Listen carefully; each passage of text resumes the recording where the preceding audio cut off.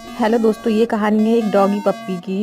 ये लोग सोते होते हैं, इनके घर में लैंप से आग लग जाती है। आप लोग देख सकते हैं, ये बेचारे घर में से अपनी जान बचाकर निकलते हैं और इनका पूरा ही घर जल के राख हो जाता है। ये दोनों बहुत ही ज़्यादा दुखी होते हैं।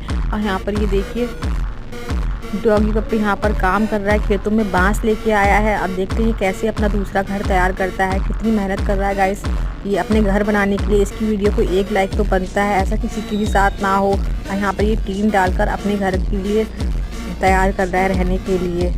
बहुत ही ज़्यादा मेहनती है ये छोटा सा पप्पी।